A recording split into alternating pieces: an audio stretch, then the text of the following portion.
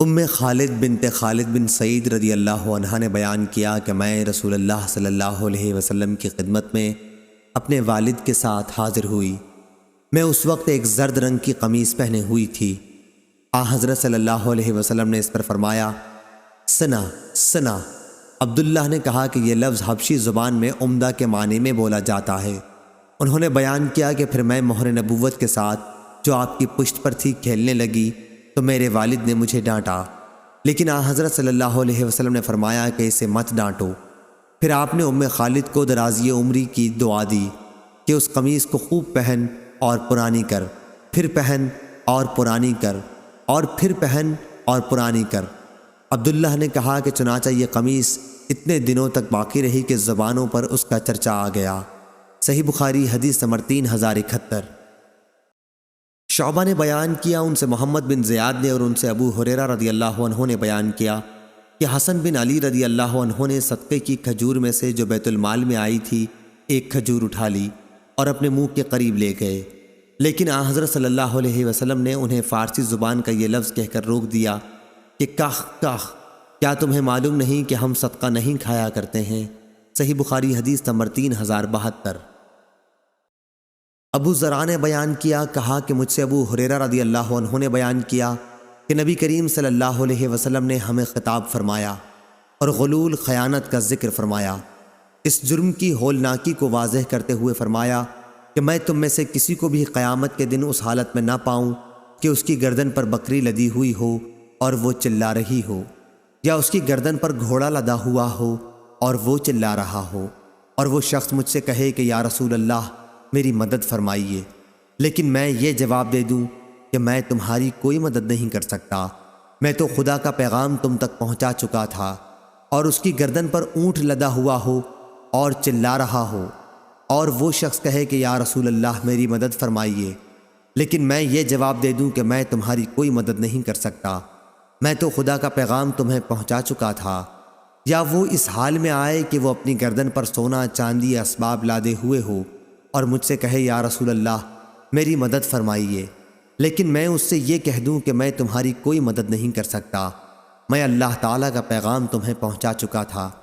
یا اس کی گردن پر کپڑے کے ٹکڑے ہوں اسے حرکت کر رہے ہوں اور وہ کہے کہ یا رسول اللہ میری مدد کیجیے، اور میں کہہ دوں کہ میں تمہاری کوئی مدد نہیں کر سکتا، میں تو خدا کا پیغام پہلے ہی پہنچا چکا تھا۔ اور ایوب سختیانی نے بھی ابو حیان سے روایت کیا ہے، گھوڑا لادے دیکھوں جو ہنہنا رہا ہو۔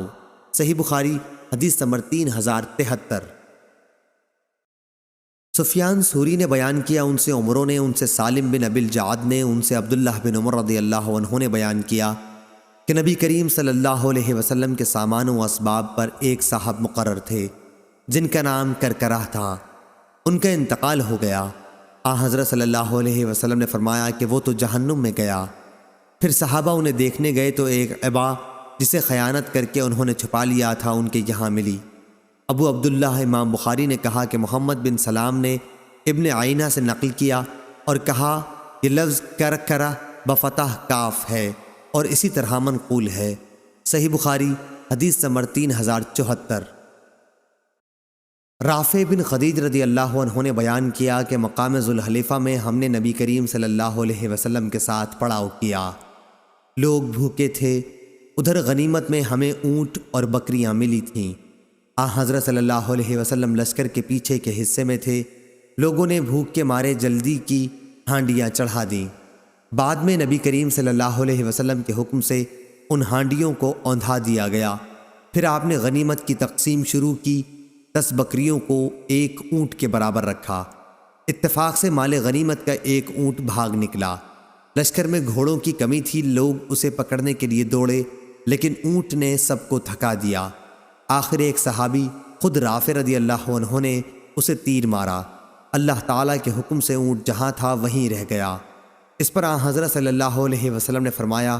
کہ ان پالتو جانوروں میں بھی جنگلی جانوروں کی طرح بعض دفعہ وحشت ہو جاتی ہے، اس لیے اگر ان میں سے کوئی قابو میں نہ آئے تو اس کے ساتھ ایسا ہی کرو۔ ابایا کہتے ہیں کہ میرے دادا رافع رضی اللہ عنہ نے خدمت نبوی میں عرض کیا، کہا کہ ہمیں امید ہے، یا یہ کہا کہ خوف ہے کہ کل کہیں ہماری دشمن سے مٹبھیڑ نہ ہو جائے۔ ادھر ہمارے پاس چھری نہیں ہے،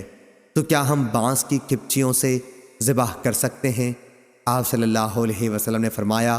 کہ جو چیز خون بہا دے اور ذبح کرتے وقت اس پر اللہ تعالیٰ کا نام بھی لیا گیا ہو تو اس کا گوشت کھانا حلال ہے، البتہ وہ چیز جس سے ذبح کیا گیا ہو دانت اور ناخن نہ ہونا چاہیے۔ تمہارے سامنے میں اس کی وجہ بھی بیان کرتا ہوں۔ دانت تو اس لیے نہیں کہ وہ ہڈی ہے، اور ناخن اس لیے نہیں کہ وہ حبشیوں کی چھری ہے۔